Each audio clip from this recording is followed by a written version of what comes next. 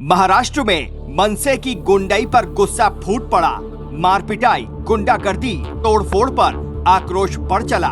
हिंदी का विरोध, मराठी नहीं बोलने पर पिटाई, दुकान में तोड़फोड़, हिंसा और माफी मांगने पर जब गैर मराठियों को मजबूर किया जाने लगा, तब सरकार हरकत में आई।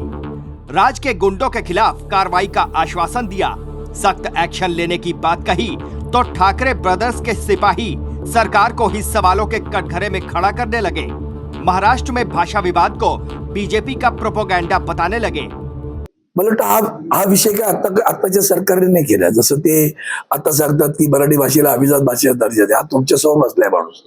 10 वर्ष लागली तुम्हाला द्यायला, का बरं 10 वर्ष का लागतात?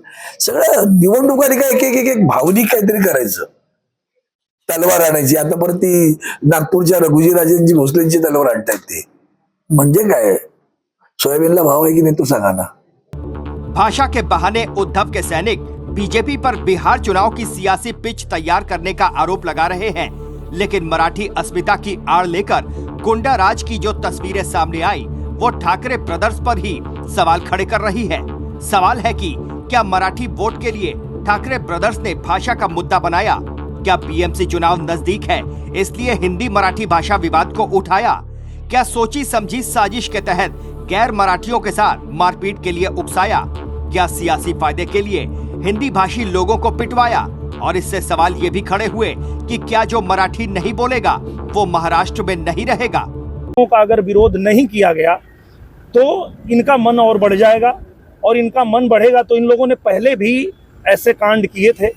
2008 में आप लोगों ने देखा होगा कि 2008 में यही हमारे भोजपुरी भाषी और भी राज्यों से जाने वाले लोगों को उसी महाराष्ट्र में मारा पीटा गया था।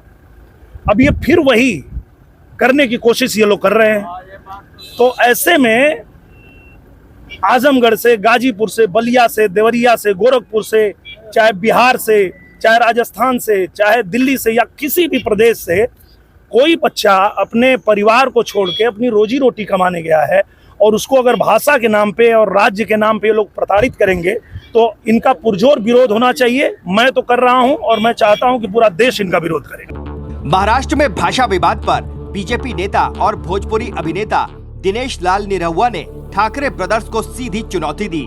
चुनौती, हिम्मत है तो राज और उद्धव ठाकरे उन्हें मुंबई से बाहर निकाल कर दिखाएं।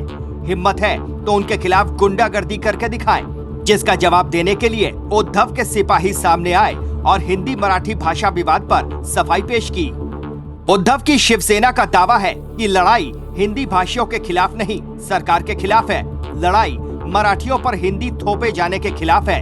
लेकिन सवाल है कि जब विरोध सरकार के खिलाफ था तो हिंदी भाषी लोगों की पिटाई क्यों की? ठाकरे के गुंडों ने उत्तर भारतीयों को क्यों निशाना बनाया? मराठी नहीं बोलने पर हिंदी भाषी लोगों की पिटाई और उनके दुकानों में तोड़फोड़ क्यों की? मुंबई में भाषा पर आग क्यों लगाई? Team news watch India.